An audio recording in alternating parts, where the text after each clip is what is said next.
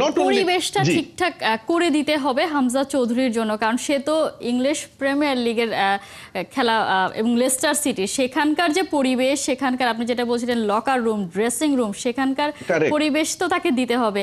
সেটার জন্য কি বাফুফে প্রস্তুত কিনা? কারণ আমরা কিছুদিন আগেও শুনেছিলাম বাংলাদেশ যে মালদ্বীপের সাথে খেলেছে সেখানে তাদের বাংলাদেশ দলের ফুটবলারদের জন্য কোনো ফিজিশিয়ান ছিল না, অথচ আমরা যতটুকু জানি ইংলিশ প্রিমিয়ার লিগের প্লেয়ারদের জন্য আলাদা আলাদা ফিজিশিয়ান থাকে। সে কিভাবে নিজেকে প্রিপেয়ার করবে আরেক ম্যাচের জন্য, সেই ব্যবস্থাটা থাকে। এর আগে নিশ্চয়ই আপনার মনে আছে 2019 সালে ম্যানচেস্টার ইউনাইটেড থেকে প্রতিনিধি দল এসেছিল বাংলাদেশে পর্যবেক্ষণের জন্য।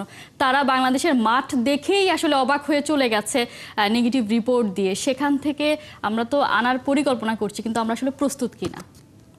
জি, সে দেখেন, এটা তো আসলে বাফুফে ভালো বলতে পারবে, এবং আমাদের যে একদমই প্রস্তুতি নেই সেটা আপনাকে আমি এখনই বলে দিতে পারি। এবং সবচেয়ে বড় ব্যাপারটা হচ্ছে, দেখেন এই যে কিছু কিছু ক্লাব আছে, Real Madrid, Liverpool, Bayern Munich, এরা তো সারা বিশ্বে কিন্তু তাদের স্কাউটস পাঠায়, কোন জায়গায় কে ভালো প্লেয়ার আছে, কোন জায়গায় কে ইয়াংস্টার্স আছে, তাদেরকে কিন্তু তারা পিক আপ করে। আমাদের দেশের দুর্ভাগ্য যে এত ভালো ভালো আমাদের, সেটা বোধ ক্রিকেট বলেন ফুটবল বলেন, ভালো প্লেয়ার থাকা সত্ত্বেও কিন্তু তারা কখনো সিলেক্টেড হয় না।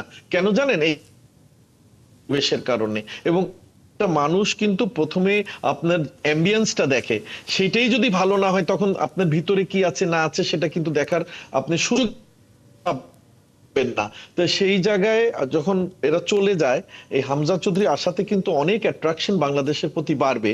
যেহেতু উনি ইংলিশ প্রিমিয়ার লিগে খেলা একজন মানুষ, তাকে কিন্তু অনেক মানুষ এখন ফলো করবে, উইচ ইজ ট্রু। তো এই জায়গাটাতে আমরা যদি গাফলতি না করে, আমাদের যদি শুভবুদ্ধির উদয় হয়, বাফুফের যদি শুভবুদ্ধির উদয় হয়, তারা অবশ্যই এই অপরচুনিটিটা গ্র্যাব করতে পারবে। রাতারাতি তো আর সবকিছু করে ফেলতে পারবে না।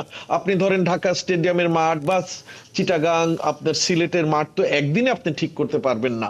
তো এই জিনিসগুলো কিন্তু স্পন্টেনিয়াসলি সাথে সাথে এগিয়ে নিয়ে যেতে হবে, এবং এই জিনিসটা করতে পারলেই কিন্তু বাংলাদেশের ফুটবলের মান বাড়বে।